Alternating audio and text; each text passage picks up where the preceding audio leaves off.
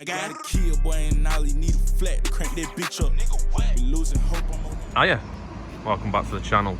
So in front of us we have a Kia arsehole, and as you can see there is a wheel removed and a set of distant pads from Zak Autoparts on the floor in front of it. So that gives us a clue we're going to do front distant pads on this Kia.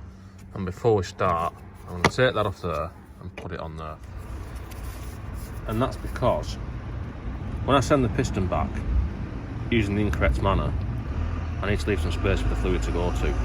Now, ideally, or what professionals would do, should be, they should really crack the bleed nipple off, and then the old fluid gets dumped out and then you top it up at the top, but I can't bother doing that, so I'm just doing it this way.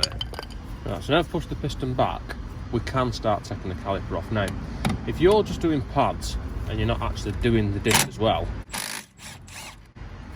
then you can usually just do that, clean it up, throw the pads in.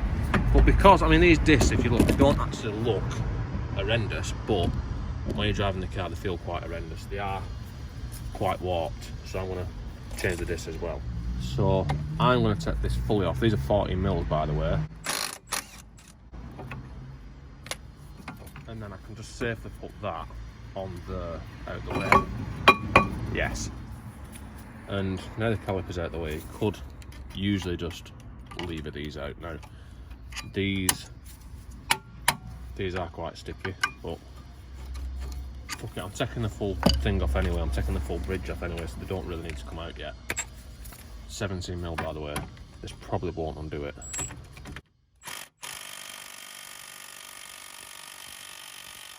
Nah. Now, due to my aversion to go and get in any more tools, I'm just going to struggle with this instead. Oosh. Very strong. Yes. Yes.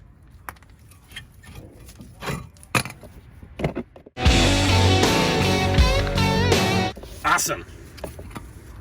So now that's off, we can, well, might as well take the disc off. Which is like a fat Phillips bit. If you use one that's too small, chances are you're going to round it off and fuck it up.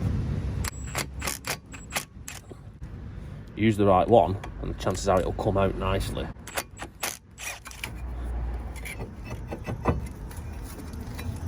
Yes, and normally, as you've seen in other videos, I'd spend a bit of time cleaning that up. That is remarkably smooth and clean, so okay, the disc can go straight on. They only fit on one way, by the way.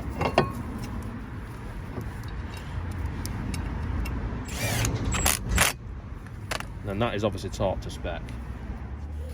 Now, so now the disc's on, we need to put the pads in. And we can't do that until we fuck the old pads off out of here. And they are quite seized in this situation. They don't always seize in, but these ones are.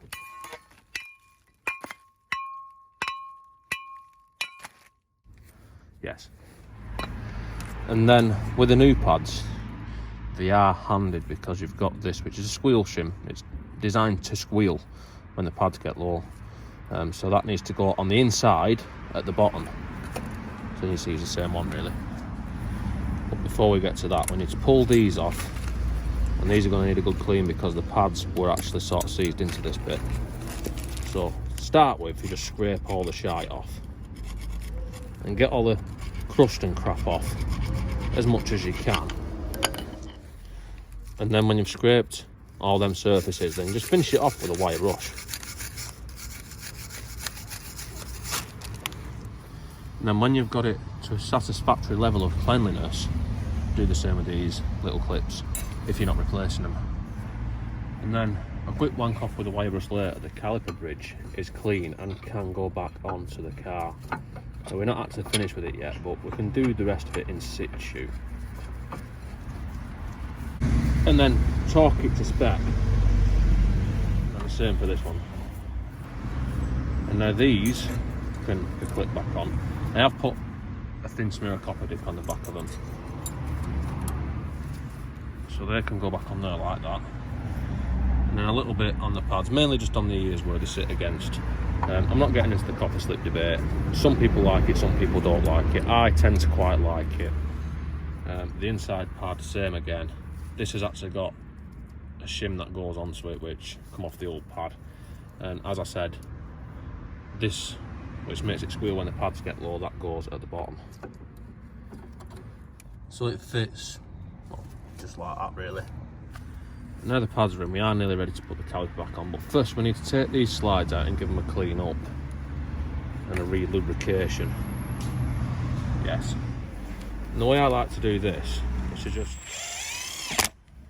yes, and then use a bit of metal polish on them, as I showed in the binding brakes video that nobody watched. So I'll show it again for no one to watch it again.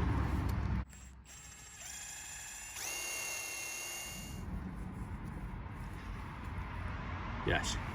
Now that's all clean, I'm just going to smear some silicone grease on it and then reinsert it nice and carefully. And now it is nice and free. Same cannot be said for the bottom one, that is pretty seized up. I mean, it's moving, it just doesn't want to pull out very easily. And that one took a bit more effort to get out, but after some grit and determination, it's now just as nice and free as the top one. And now we can put this back on, but not before giving it a quick wire brush off.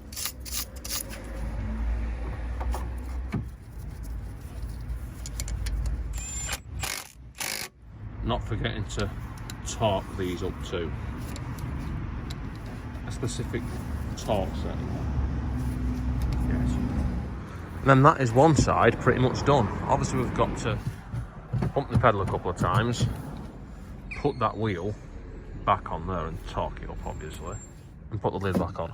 But I've got to do the other side, which is just the same, so I'm not going to film both sides. So I think that is pretty much it for this one. Don't forget to like, comment, subscribe, and I'll see you next time.